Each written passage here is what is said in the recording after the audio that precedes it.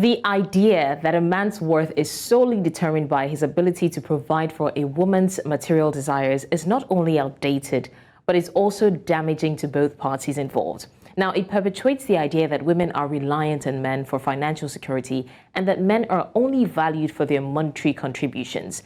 Now, this narrow-minded view does a disservice to the complexities of modern relationships and perpetuates a toxic cycle of materialism as well. Let's not forget that there are also those men who place value on women based on what they bring to the table. Instead of basing one's worth on material possessions, we should be encouraging meaningful connections and shared values. A relationship built on genuine love, respect, and emotional support is far more fulfilling than one based on shallow desires for extravagant gifts. So it's time to shift our focus from external possessions to internal qualities, empathy, kindness, emotional intelligence. But sadly, this generation doesn't entirely buy that, and in no time we'll show you why. That's what we'll be discussing today on Fafanua Africa. And of course, I am your host, Blessings Musugu. Get ready for 1 hour of a blissful conversation.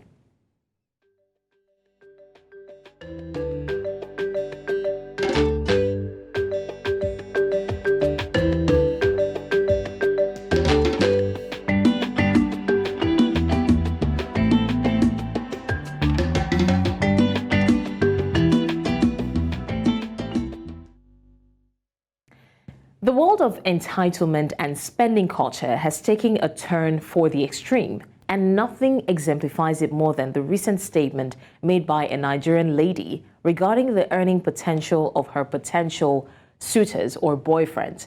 Now, in a society where material possessions often take precedence over genuine connections, this case study sheds light on the pressure that men face to meet unrealistic financial expectations. Let's take a look at the tweet. Now, Rachel Edwards says, as a lady, you can't settle for a man with 800K, that's 800,000 Nigerian naira as salary in Lagos. 1 week and your man's salary is finished, baby girl. Now, the statement made by this Nigerian lady reflects a larger issue at play: the glorification of excessive spending and the entitlement that often accompanies it. In a society where flashy cars, designer clothes, and expensive wigs are seen as status symbols, it's no wonder that unrealistic financial expectations are placed on men. The pressure to keep up with these expectations can lead to undue stress and financial strain, ultimately affecting the mental and emotional well-being of everyone involved. But let's also not forget the root of the problem, which is entitlement. Entitlement is a dangerous mindset that leads to a lack of appreciation for what one already has. And that's why you hear something like 800K salary is not enough because it can only get you 1 week. This breeds a culture of ingratitude and fosters feelings of inadequacy and resentment. The notion that a man must earn a certain amount of money in order to be deemed worthy of a relationship is not only superficial, but it devalues the many other qualities that make someone a good partner. It's not going to be a monologue, so I'm about to introduce my guest who will help us dissect this and have a better understanding of what is going on amongst the youth, especially in our society. That said, I'm now joined by Gift Israel, the head of content, Glitch Africa, joining us from Lagos. Thank you so much, Gift, for joining us. All right. Thank you. It's a pleasure. So we also have joining us Josh Ogunton, digital marketing professional and entrepreneur, also joining us from Lagos. Thank you, Josh, for joining us once again. It's a pleasure.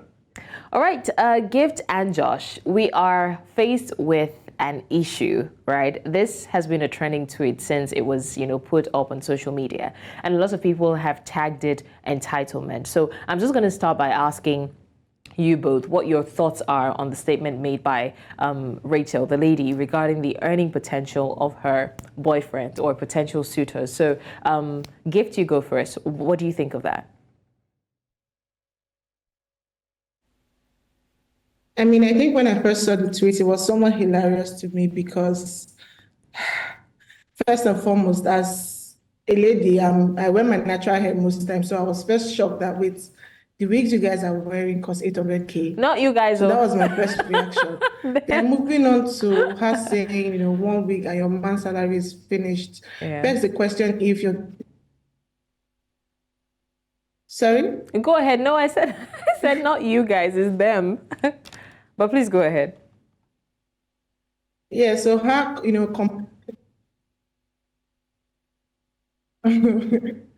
oh, okay. So, I was thinking like, okay, now you're not only wearing hair that costs 800K, you are expecting your man to buy for you, which is another problem. That's why I understand people seeing it as entitlement because she said 1 week and your man's salary is gone. So is this relationship to fund your lifestyle? What happens to love in a relationship? What happens to companionship in a relationship? So it was also confusing and funny to me at the same time. Right. Josh, what was your opinion when you saw that tweet? I mean, I wasn't surprised because it's more of the norm. It's more of what is happening in the society now. A lot of pressure, is being put on men, and for one, that's why they don't get to speak out, right? But that was really hilarious. I mean, if I want to buy a wig for you, I can say, okay, I want to buy a wig for you. And this is what I can afford. You know my pocket. If we're in a relationship, like you understand where we're at, we're growing together. Right? It means we're on a journey together. We're moving together. We're trying to do something together. Now, if you look at it, in this context, let me take it to a music side. Let me come from a music perspective. Now, Odumodu and Charlie Poppy sang one song, and there was a particular part of the song, a phrase that said, if she doesn't do this and that, who will pay for the wig and I'm bad. Now, this is the type of thing we're saying. Now, you want to buy a wig or you need a wig and you're basing it on your boyfriend's salary of 800K. I mean, just do the math. At the end of the day, you're pushing this narrative that um, it's very hilarious, or for you to be able to get this wig, a guy has to do it for you. Now, from the perspective of the guy, the musicians are putting out there the narrative that, you have to do this, or the girls have to do they've made it a norm already that the guy definitely has to do it. I mean, you want to buy a wig of 800K. What are you doing? Don't you have a job? Can't you contribute to things? And if we, deep dive into this, we're going to even get into more issues like this, or more conversations, controversial conversations like this. And starting from a question, what do you bring to the table? Right. I think that's what I have to say about it for now. Okay, for now. Gift, let me come back to you. Beyond the unrealistic expectations that some people have, especially, ladies of men and a few men of ladies, do you believe, in all sincerity, that material possessions or financials should be a determining factor in a relationship, to be very honest? Yes, so I believe that you should consider finances when you're getting into a relationship, but not to this extent and not for these reasons. Obviously, if you're trying to build a family with someone and you're trying to build a future with somebody, money is an important conversation that you should have. But I do not think going the route of talking about wigs and handbags, just like what he said, the example he gave about the Odumodu Black Line and how everybody was crying on social media when the song dropped. But then we see tweets like this that validate those kind of comments that the men make. So I think, yes, while you should consider the finances of your spouse, if you're trying to build a family or you're trying to build a future, you should be considering it for the right reasons and it should be mutual. So the value should be both ways. That's what I think. Okay, lady and gentleman, we're going to come back to this conversation, but in the meantime, I would like for us to take some reactions to that particular tweet, and then we will, take it up from there. So, Daddy's Little Girl says, "Is baby girl not working? Is wig every month?" Two valid questions in one statement. The next one, Elijah says, "This girl is funny. I see you don't want to build wealth with your husband. You just want to enjoy wealth. In Nigeria, there are very few companies that pay up to 800,000. Even if they do pay that amount, the person receiving such pay would typically have at least 12 to 20 years of experience. Consider that a person with almost 20 years of experience would be around 45 years old, which means they would have likely married before reaching such a high salary. I'm not saying people don't collect 800K as their first pay, but it's scarce die." Okay. Okay, those were the reactions. We're definitely going to have that conversation. But in the meantime, we'd like to go on a short break. And when we come back, the conversation continues. Stay with us.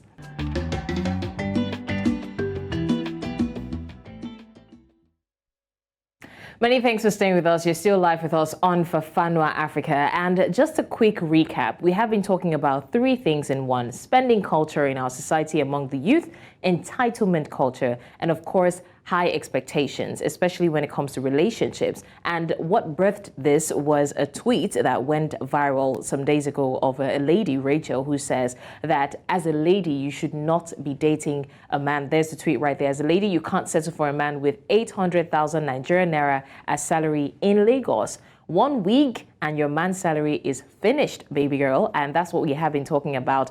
We've literally tried to see what angle this is coming from and why there's so much entitlement in our society these days, and what our expectations are really, because it's looking like, I mean, there's one conversation if we say that ladies are setting high standard for themselves, but this is literally just breaking the glass ceiling. But we were having that conversation before we went on break, and we're back now to continue the conversation. We had some reactions to that as well. And I still have my guests with me. I still have Gift Israel, the head content Glitch Africa, joining from Lagos. And I also still have Josh Ogunton, a digital marketing professional and entrepreneur, also joining from Lagos. Now we're going to continue the conversation. And I would like to pick off from the last tweet that we left off. And that was about someone who was saying that in this age and time, you hardly see companies that pay people about 800,000 naira as salary. I don't know the veracity of that, but he was saying that for you to be earning that much, you must have some years of experience.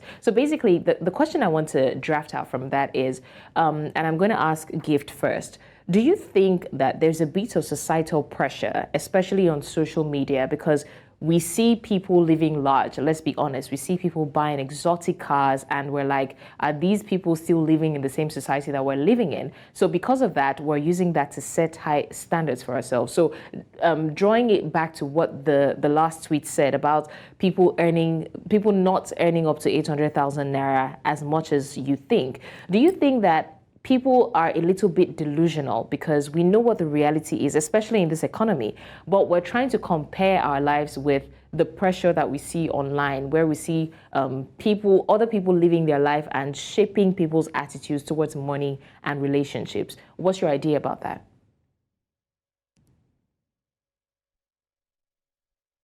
Gift, that's for you. Oh, okay. So, I mean, the tweet said not everybody's earning 800K. While I don't 100% agree with him, because I mean, there are lots of new industries opening up and it's quite profitable for some. We have influencing now. Influencers get paid. Some get paid way more than that for like just posting up one video. But if we still look at Nigeria as a whole, you'll notice that what's our minimum wage? It's not even up to 100K. I'm not sure it's even up to 50K. So when you look at the economic condition of the country, yes, it comes off as entitlement and it comes off as insensitive as well, because the vast majority is not earning 800K. So where is the tweet coming from? Thank you for that, Gift. I would also like to get Josh's opinion about that. Okay, let me rephrase the question. What do you think the implications and the effects of placing such high expectations, especially on men now, because we see it more from the women towards the men? What do you think the implications will be, especially for the men? So for me, right, it has a lot. Now, one being it pushes men without deep morals, to start doing stuff that they're not meant to do. Some start, they start going into fraud or, scams and whatnot. That's where it all starts. Now, getting back to, I'm going to touch base a little bit on what, you asked Gift and what she said. And I'm going to use my line of profession as an example. Now, for you to be able to, we have a lot of opportunities, right? Jobs opportunities opening up. We've got, AI coming up. We've got a couple of things. We have influencing, like she said. Now, for you to even get up to the standard of being an influencer, to be able to get that much money, that's a lot of work. That's a lot of years of consistently putting out content, constantly putting out content for you to grow to have, say, 100K followers and whatnot before a brand sees you as someone that has so much value to the community to be able to, pay you that amount of money. Now, in my line of work, right, say an entry level for a digital marketing, maybe executive is like 150K. You move up, you get 250. You move up, you get 300. Now, I have a friend, right? He is currently, head of marketing at a company, and his salary is 750. Now, that person has over 7 years of digital marketing skill. And he has moved from just digital marketing to head of marketing. Now, head of marketing being understanding the commercial side of it and whatnot. And this guy with 7 years of experience has just gotten a 750 pay. And then you're saying he should have a girlfriend that just wants to buy 1 week, comes and say, hey, babe, I want to buy a wig, and the wig is 750K. And I can tell you, I can put it to you, might be a little bit controversial, but I can put it to you that if he tells her, oh, I don't have that money, I have 300 or 400, that's past half his salary, right, that he has given out. I can put it to you that she's still going to say, that's not what your mates are doing. You need to do better. You need to up your game. But think about it, right? You want someone with morals. You want a good boyfriend. You want someone that will respect you. You push this guy to go and start doing things that he's not supposed to do, which an excuse, right? He starts doing fraud. He starts getting a lot of money. He starts going to the club, starts living a lifestyle because that's what it's going to be. Now, he does all of this. And I can bet you that he's just there going to see you as a good digger. He will slap the money in your face if you want to, if you want him to. But that respect is something I promise is going to be gone, right? So the pressure is too much. The effect is more negative than positive. Now, some people will think about it or look at it this way that, oh, I think this is my time to do more, to have multiple streams of income. But let's also think about it this way. I earn 800K, right? I have a 9 to 5. I go into the office 9, I leave 5 o'clock. Oh, furthermore, I have savings, right? I'm doing this Isusu thing that I do. And maybe in a month, I take like 5 million, I start a business. Number one, the first question that I would ask, or someone that would advise me, or if I have a close friend will ask is, who is going to manage that business? If you put someone that is not trusted, on the business to monitor the business for you, that person can wreck your business. Now, this your partner that wants to buy a wig of 800K obviously does not know the value of money. I'm so sorry if it sounds offensive, but she doesn't, right? Now, can you say that you can put her in charge of the business for her to generate more stream of income or another stream of income to be able to buy more wig? And in this case, I'll put handbag, right? It doesn't make sense, and it puts a lot of pressure, unnecessary pressure on the guys. That's what I have to say for now on that. Okay, Josh, thank you so much for that. That was a valid point, to be honest. Okay, before we continue, I would like for us to take more reactions. Some persons actually responded to this, some prominent persons. I want to see what they said. Now, another person, Eriolua, says, if wig is the reason you can't settle for a man that earns 800,000 naira, growth, mindset, and financial education is what you need, baby girl. If not, you would end up looking rich, but you become very poor, baby girl. And I think I like the emphasis on baby girl. Wisdom Ekong also says, this is why many ladies are unmarried at 40, because they're looking for ready-made men. All right, Miss MK says, even in America, and to the Americans, $500 is a big deal. It's never ordinary to them. Go to the streets of US and give a random person $50 and see how happy they'd be. Nigerians do not have value for money. Okay. Escape says, how much was your dad's retirement benefit? I mean, all of it. Wow. Eric Pamos says, exactly, responding to someone else, he said, it's funny how people who are not working, earning and paying bills say things like this, obviously. All right, Giddy also says, too much of free things, naim de kosam. Our guys are generous, so you don't blame her.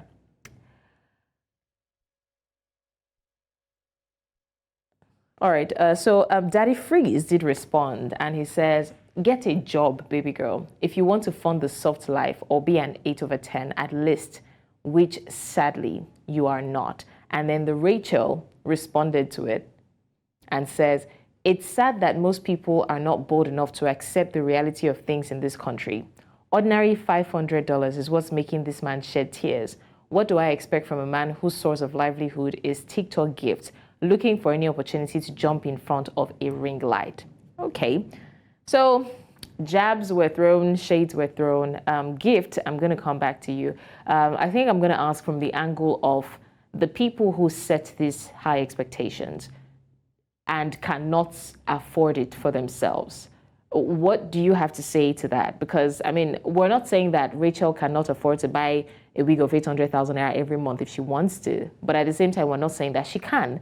So a lot of people want men that, there was a tweet one time where someone asked, what's the minimum that a man should be earning that will make you go into a relationship with him? And you see a lot of young girls who probably have not even finished school saying things like 5 million, 2 million, 10 million.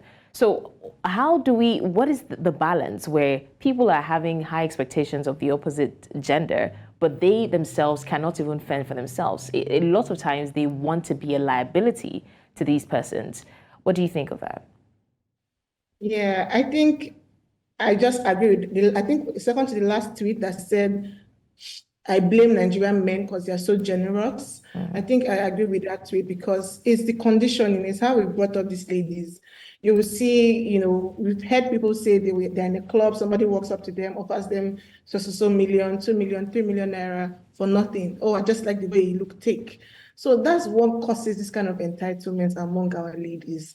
Our men, they've taught men that you are only good for providing. They too have taken up the role that I'm only good for providing. So when it comes to relationship, they are just willing to throw money at the ladies. So over time, that's how it has gotten to this point where women now see men only for money. Women now expect only money from men. They are not expecting anything else from a relationship. So people will tell you that Nigerian men don't have risk, they don't have games, only money they have, so I might as well. They're not going to be emotionally available to me anyway, so I might as well take the money and enjoy myself. So all these things and the dynamics and how we relate within our society and the mindset that we have been carrying from small, you're a man, you should provide, you're a woman, you should live your baby girl lifestyle, you should not suffer, you should not work too much, I don't want to stress myself, this life, I can't kill myself. All those things are the combination of everything has brought us to this point where it's just entitlement. Relationship is now like a poverty alleviation scheme for many people. You cannot afford a wig of 800K, or your eye is there. I don't get it. And you expect someone's son to be able to buy it for you. So it's just crazy. And it's the men that support the ladies, if you want to look at it.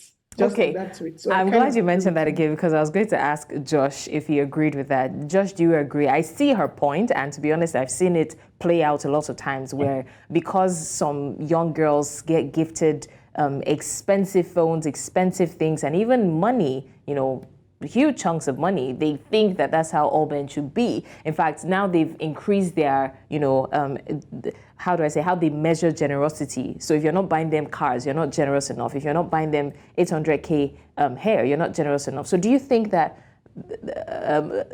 and even 800,000 naira phones and 1.5 million, 2 million naira. So do you think that the men have actually spoiled the ladies? Oh, yes, I agree with that point, and I'm going to tell you why. I'm going to, put out a couple of points. Now, let me start from something that happened recently, right? To give a bit of context to this. So I had a friend. It was her birthday, and she was celebrating it in a club. Now, 2 days before her birthday, she just posted a transfer receipt of 500,000. In my mind, that guy is not your boyfriend, right? That's one, because I know the lady, I know her boyfriend. And I'm just thinking, what has she done to this guy that warrants the guy just giving her 500K?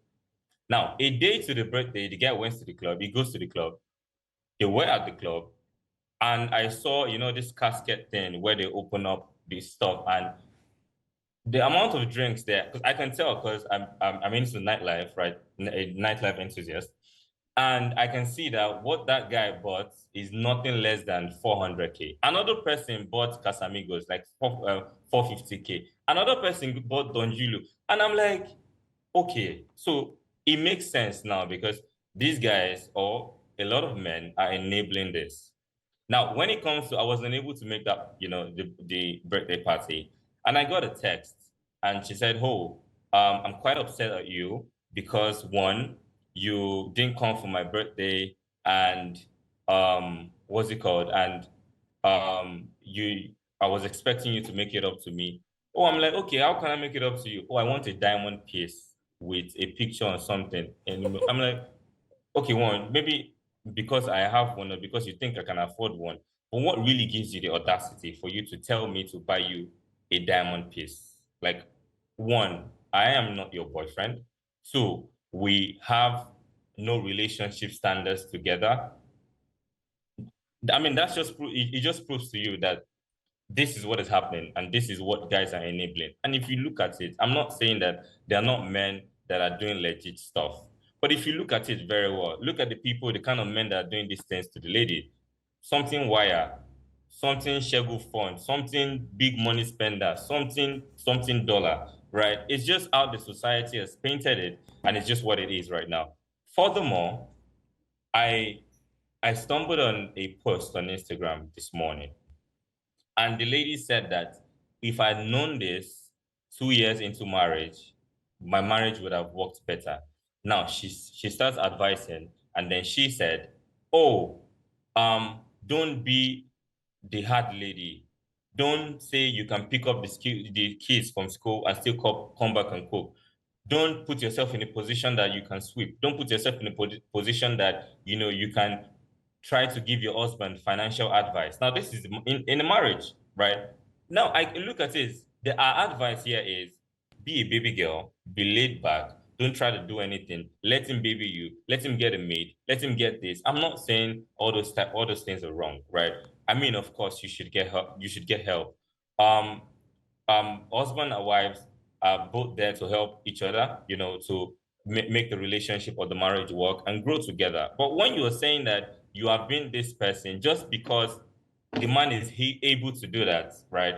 And you're seeing your friend, because that's the context to this, you're seeing your friend living the baby girl lifestyle. You don't know the conversations they've had.